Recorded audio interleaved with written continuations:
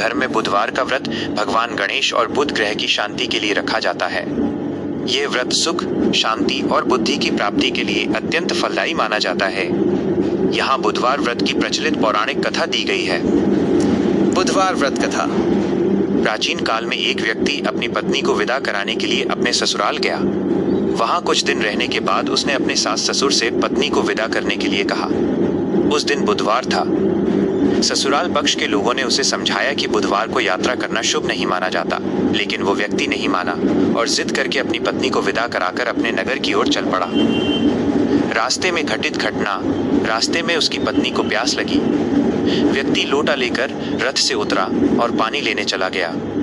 जब वो पानी लेकर लौटा तो वो ये देखकर हैरान रह गया कि उसकी पत्नी के पास बिल्कुल उसकी जैसी ही शक्ल सूरत वाला एक अन्य व्यक्ति बैठा था। दोनों व्यक्तियों में बहस होने लगी। असली पति कहने लगा, यह मेरी पत्नी है, जबकि दूसरा व्यक्ति जो साक्षात बुध देव थे भी यही कह रहा था। उनके बीच झगड़ा बढ़ने लगा। तभी वहां से राजा के सिपाही गुजरे। उन्होंने असली पति से पूछा, इनमें से तुम्हारा पति कौन है? पत्नी भी दुविधा में पड़ गई, क्योंकि दोनों का रूप रंग और वेशभूषा बिल्कुल एक समान थी। क्षमा याचना और समाधान। असली पति अत्यंत दुखी हुआ और मन ही मन भगवान बुध देव से प्रार्थना करने लगा।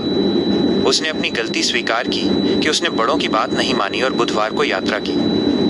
जैसे ही उसने अपनी भूल स्वीकार की, बुध देव अंतर्ध्यान हो गए। व्यक्ति समझ गया कि यह बुध देव की लीला थी।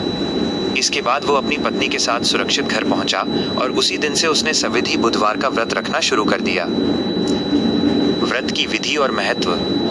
बुधवार का व्रत करने वालों के लिए कुछ प्रमुख नियम इस प्रकार हैं। पूजन। इस दिन भगवान गणेश और बुध देव की पूजा की जाती है।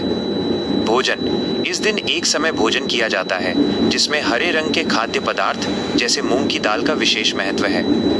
दान। हरे रंग की वस्तुओं या मूंग की दाल का दान करना शुभ होता है। फल।